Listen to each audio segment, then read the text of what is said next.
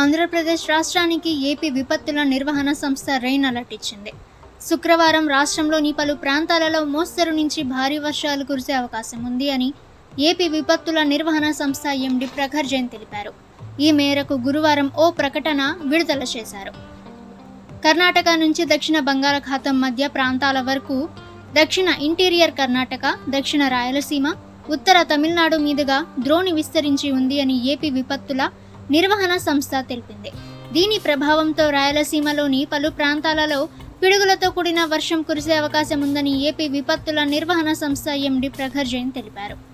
కర్ణాటక నుండి దక్షిణ బంగాళాఖాతం మధ్య ప్రాంతాల వరకు, దక్షిణ ఇంటీరియర్ కర్ణాటక, దక్షిణ రాయలసీమ, ఉత్తర తమిళనాడు మీదుగా ద్రోణి విస్తరించి ఉందని విపత్తుల నిర్వహణ సంస్థ పేర్కొంది.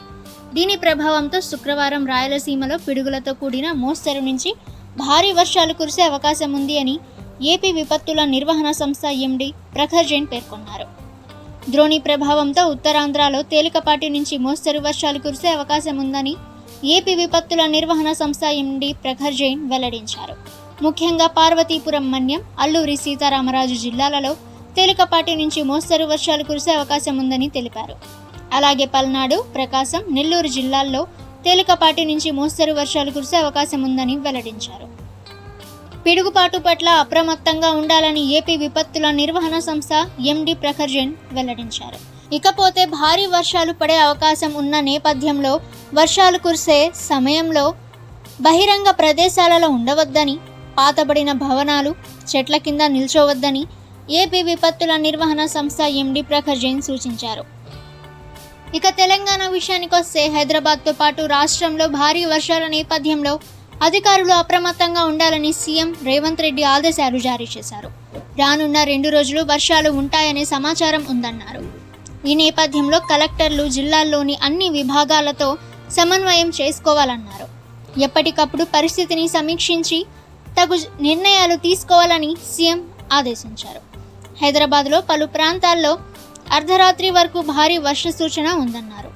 అన్ని విభాగాలు సమన్వయంతో పనిచేయాలని ఆదేశించారు. జీహెచ్ఎంసీతో పాటు పోలీస్, ట్రాఫిక్, హైడ్రా విభాగాల అధికారులు ఎప్పటికప్పుడు పరిస్థితిని సమీక్షించాలని స్పష్టం చేశారు. లోతట్టు ప్రాంతాల్లో తగిన ముందు జాగ్రత్త చర్యలు చేపట్టాలని సూచించారు. హైదరాబాద్ సిటీలో ప్రజలు అత్యవసరమైతే తప్ప బయటికి రావద్దని, ప్రయాణాలు వాయిదా వేసుకోవాలని సీఎం సూచించారు. ట్రాఫిక్ ఇబ్బందులు లేకుండా, విద్యుత్ అంతరాయం లేకుండా అధికారులు తగు చర్యలు చేపట్టాలని ఆదేశించారు. వర్షాలు, వరదలతో ఎటువంటి పరిస్థితి వచ్చినా ఎదుర్కొనేందుకు, ఎలాంటి సహాయమైనా అందించేందుకు అధికారులు అందుబాటులో ఉండాలని ఆదేశించారు. ప్రస్తుతం ఢిల్లీలో ఉన్న ముఖ్యమంత్రి రేవంత్ రెడ్డి హైదరాబాద్ భారీ వర్ష సూచనపై ఉన్నతాధికారులను అప్రమత్తం చేశారు.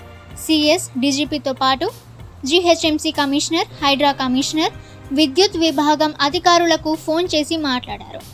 పరిస్థితిని తెలుసుకున్నారు. విపత్తు నిర్వహణ బృందాలను సిద్ధం ఉండాలని సూచించారు. ఓకే ఫ్రెండ్స్, 2 తెలుగు రాష్ట్రాలకి సంబంధించిన లేటెస్ట్ వెదర్ రిపోర్ట్ అయితే ఇది.